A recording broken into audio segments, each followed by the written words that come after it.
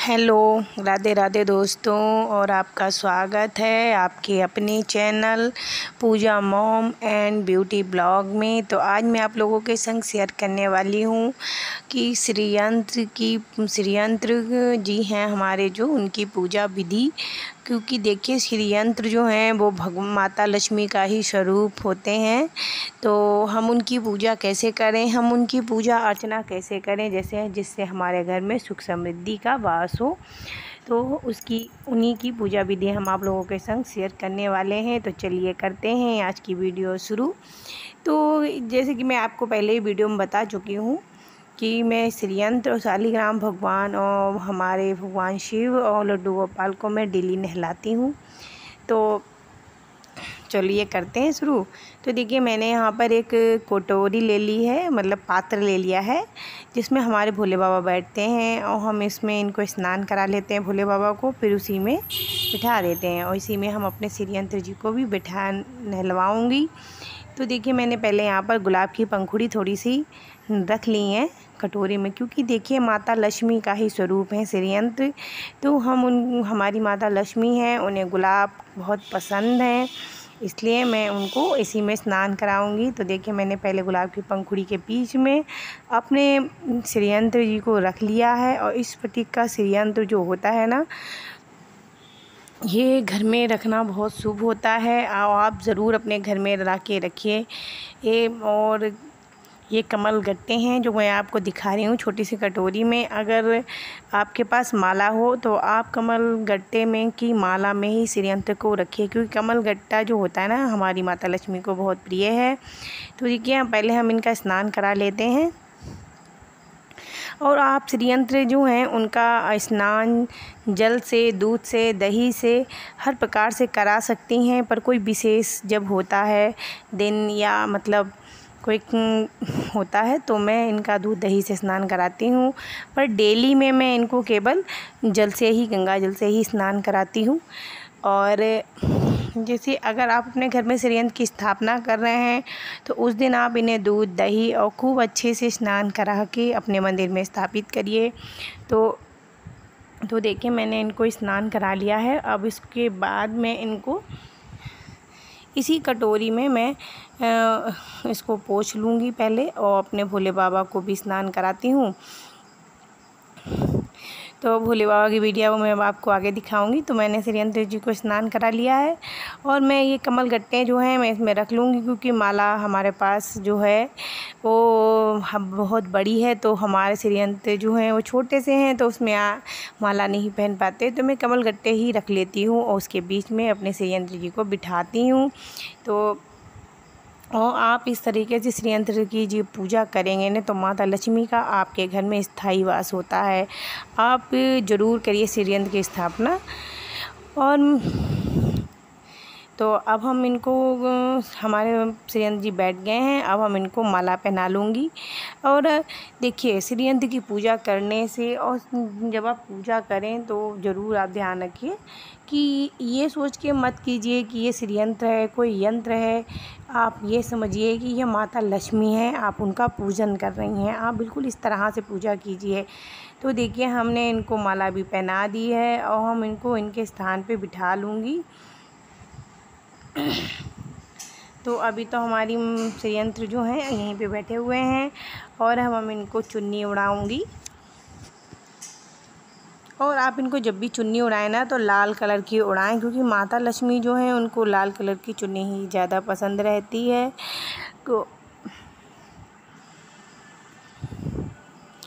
तो ये देखिए, मैंने इनको चुन्नी उड़ा दी और बहुत सुंदर लग रहे हैं। देखिए, आप पूजा करिए, जब आप मन से पूजा करते हैं ना, तो आप जब पूजा करेंगे तो ऐसा लगता है कि हाँ, एक जान पड़ गई हो। बिल्कुल आपके अंदर जो भाव होते हैं ना, वो बिल्कुल एकदम आपके पूजा करने वाले में मतलब आ जाते हैं। आपको खुद ही अनुभव होगा कि देखिए कितनी सुंदर लग रहे हैं ना।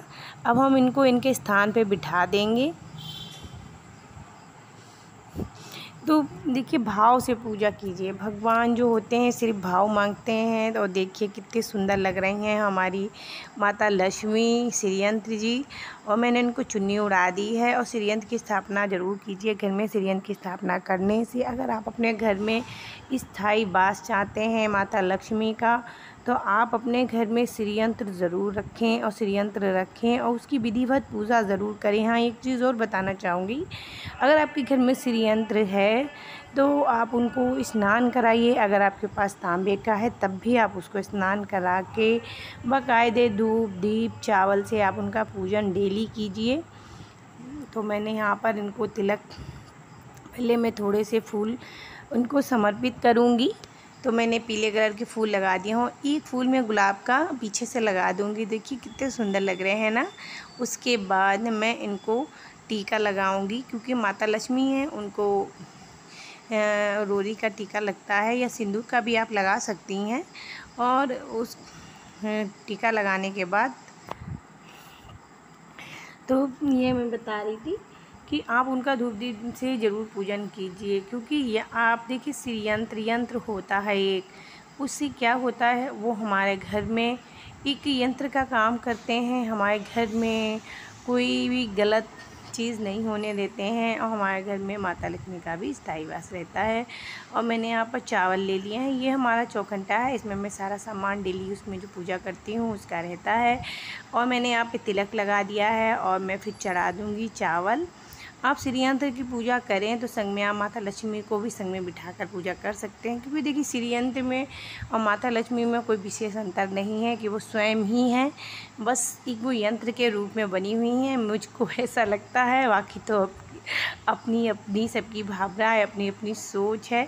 तो मैं उनकी पूजा उसी तरह से करती हूँ जैसे मैं अपनी माता लक्ष्मी की करती हूँ।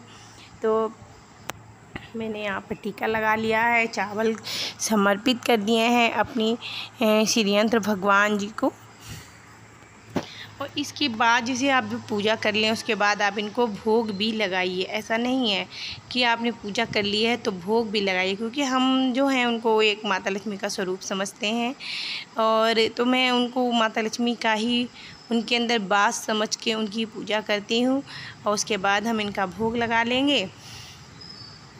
आप भोग में देखिए माता लक्ष्मी को वैसे तो सफ़ेद चीज़ बहुत पसंद है। आप उनको अब मैंने यहाँ पे सेंट लगाना भूल गई थी, अब मैं इनको सेंट भी समर्पित करूँगी, क्योंकि देखिए भगवान जो होते हैं उनको सुगंध बहुत पसंद होती है।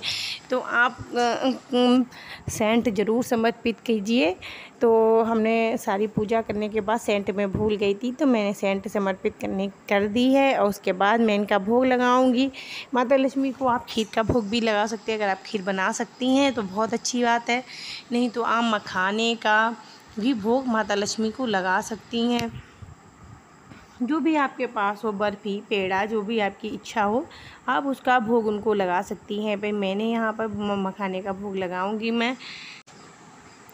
और आगे मैं बताना भूल गई, मतलब जब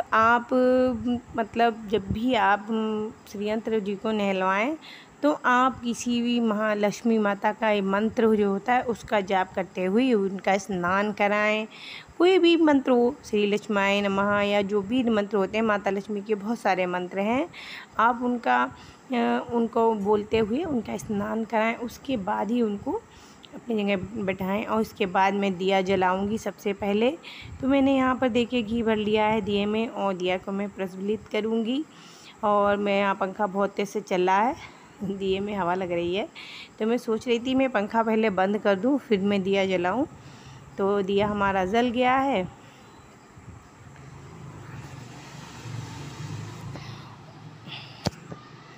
और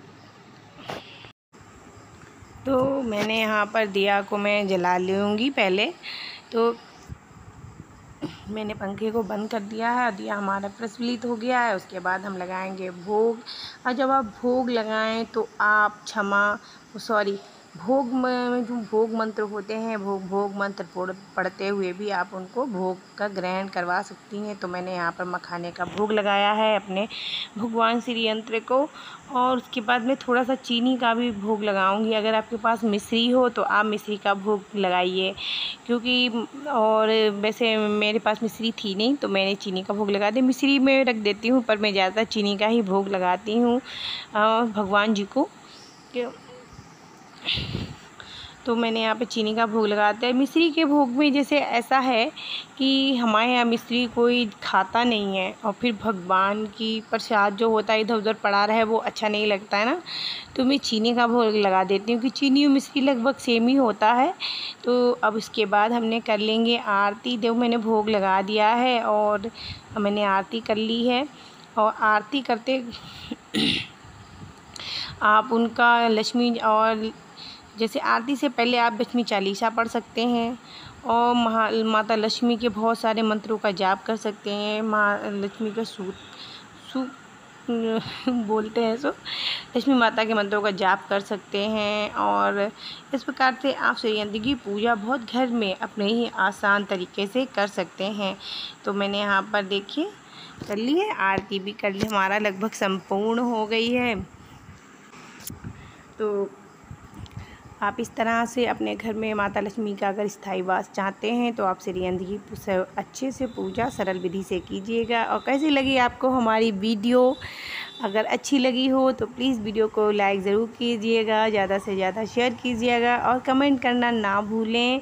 और अगर आप हमारे चैनल पे नए हैं तो चैनल को सब्सक्राइब ज़रूर कीजिएगा, और प्लीज़ प्लीज़ प्लीज़ वीडियो को पूरी वॉच कीजिए, क्योंकि कोई भी वीडियो आप आधी अधूरी देखेंगे तो आपको कुछ भी समझ नहीं आता है। आप इस वीडियो को पूरी देखिए, तब आपको अच्छे से समझ आएगी। तो तब तक के लिए राधे राधे, बाय बाय, नमस्ते।